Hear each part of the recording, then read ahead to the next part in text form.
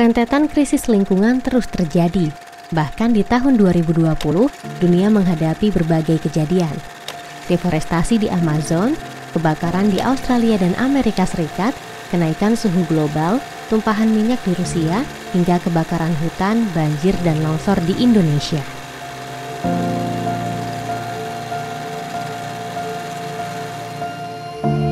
Kondisi ini membuat para ilmuwan percaya bahwa saat ini kita memasuki zaman geologi baru, yaitu Antroposen. Masa di mana aktivitas manusia punya efek dominan terhadap ekosistem planet kita. Sayangnya, perempuan adalah kelompok yang paling terdampak krisis lingkungan yang terjadi karena seperti banyak isu lainnya, isu lingkungan tidak bisa dilihat secara netral. PBB menyebutkan bahwa 80% orang yang mengungsi karena perubahan iklim adalah perempuan.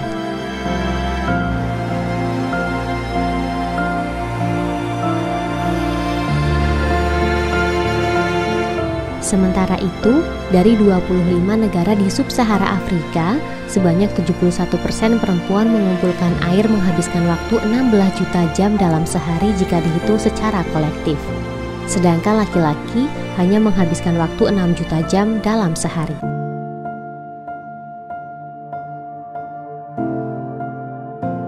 Menanggapi besarnya dampak krisis lingkungan terhadap perempuan, ekofeminisme hadir untuk mengangkat kontribusi perempuan terhadap ekologi atau lingkungan yang seringkali dikesampingkan.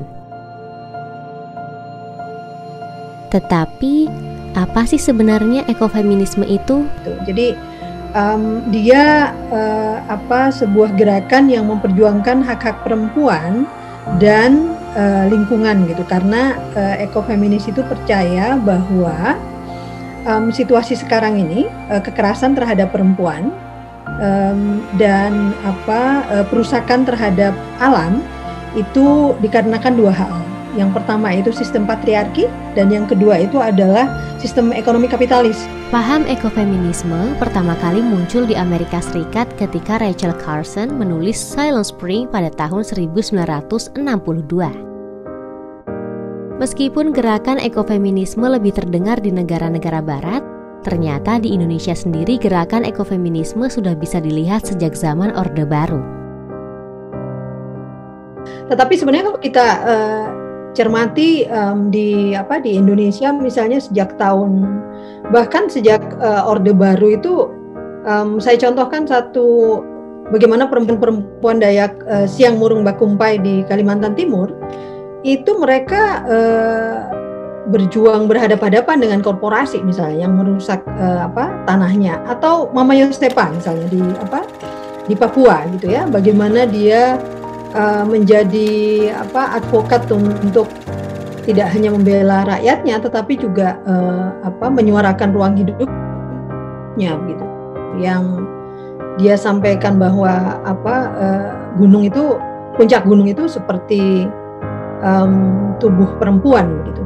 Menurut Mai, perempuan dengan kondisi biologisnya akan selalu punya tantangan berlapis. Contohnya, ketika terjadi krisis air bersih, perempuan yang mengalami haid maupun nifas akan mendapatkan dampak yang lebih besar dibandingkan laki-laki karena kurangnya ketersediaan air bersih.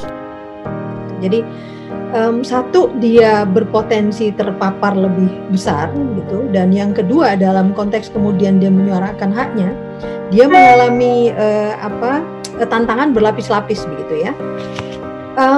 Dan kita tahu dampak-dampak terhadap perusakan lingkungan itu tidak hanya menyebabkan misalnya juga beban kerja secara domestik naik gitu, karena begitu lingkungannya banjir katakanlah, pasti yang banyak ngurusin kecil-kecil itu perempuan gitu.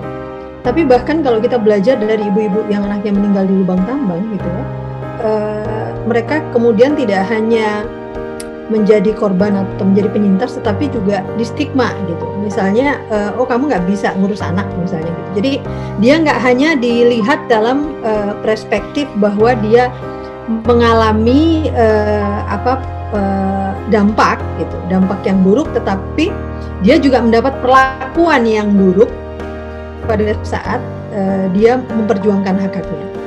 Pemerintah yang seharusnya menjadi pelindung masyarakat justru bisa berperan sebaliknya.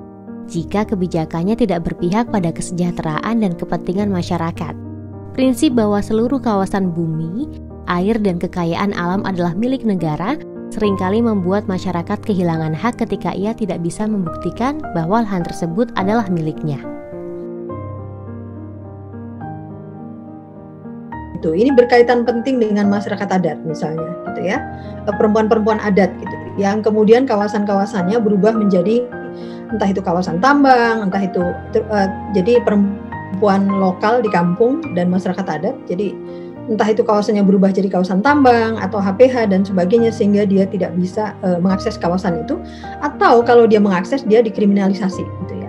Pemerintah juga melakukan penegakan hukum yang lemah, kasus-kasus sengketa lahan, kriminalisasi masyarakat adat yang berjuang atas perlindungan lahan dari aktivitas korporasi, serta kasus anak meninggal di lubang tambang seringkali berakhir kurang memihak masyarakat.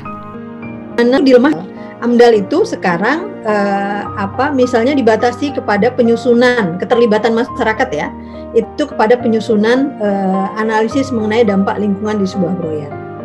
Dan itu pun masyarakat tempatan. Padahal kalau kita bicara problem lingkungan itu kan dia nggak lihat batas administrasi, mana yang paling tinggi, ya dia ngantem aja ke bagian bawah gitu. Nah, perspektif tempatan itu menurut saya menjadi sesat begitu ya, dalam melihat dampak. Meskipun ada AMDAL, keluaran izin atau kebijakannya seringkali berujung pada pihak aktivitas korporasi yang berdampak buruk bagi lingkungan. Kondisi ini salah satunya berimbas dari ruang pembuatan kebijakan di pemerintah yang penuh dengan perspektif pengusaha. Kalau kita lihat sekarang, anggota parlemen aja hampir lebih separuh itu pebisnis gitu, termasuk di pemerintah gitu. Luhut misalnya, dia menjadi pejabat pemerintah, dia punya korporasi gitu, dan terus kalau kita mengerucut lagi, partai politik begitu. Jadi sistem elektoral sekarang itu membuat yang disebut namanya oligarki. Oligarki itu orang yang kaya banget yang mengupayakan berbagai hal untuk memastikan kekayaannya tidak berkurang, bahkan kalau mungkin bertambah dengan apa? Bisa menjadi politisi, dia bisa menjadi anggota DPR gitu, dia bisa menjadi bagian pemerintah gitu. Nah, itu kuat sekarang di Indonesia. Sehingga itu membuat menjadi seolah-olah tidak nyambung. Ya nggak nyambung sih. Misalnya, problem krisisnya makin parah, Omnibus Law dikeluarin gitu, itu kan nggak nyambung gitu. Lantas, apakah yang harus dilakukan oleh organisasi akar rumput dan masyarakat? Mencabut Undang-Undang Omnibus Law misalnya, itu salah satunya. Yang kedua, yang secara tidak langsung juga akan memastikan hak-hak terhadap perempuan adat adalah melaksanakan putusan Mahkamah Konstitusi yang menyatakan bahwa hutan adat itu tidak termasuk hutan negara. Artinya pengakuan terhadap hutan adat itu perlu segera dilakukan dengan percepatan, termasuk tentu saja perangkat undang-undang yang memastikan hak-hak masyarakat adat gitu. Melihat kondisi yang ada, seharusnya masyarakat tidak terus bergantung atau menunggu tindakan pemerintah, melainkan saling bergantung sesama masyarakat.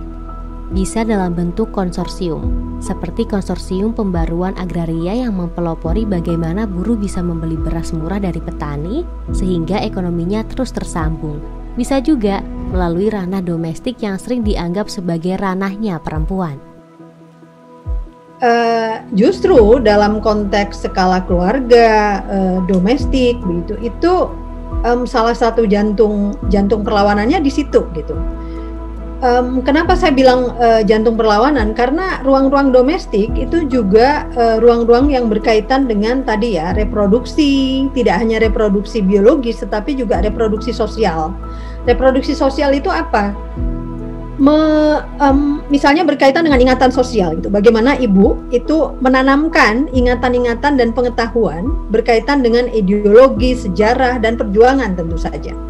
Itu domestik begitu. Tetapi dia ngefek ke ranah publik karena nanti dia menghasilkan generasi yang peduli atau tidak gitu misalnya. Peliknya situasi krisis sosial ekologi dengan dinamika politik yang kencang menumbuhkan urgensi hadirnya banyak lagi ekofeminis yang berjuang bukan cuma soal hak perempuan, tapi juga penyelamatan alam. Kalian gitu ya, muda atau tua, mari menjadi feminis dan mari menjadi ekofeminis yang memandang bahwa perempuan itu sama pentingnya dengan gender yang lain begitu ya. Bukan kita itu bukan makhluk sendirian gitu. Jadi bukan pusat dari segala center kehidupan itu bukan manusia, karena kita hidup dalam dunia yang multispesies.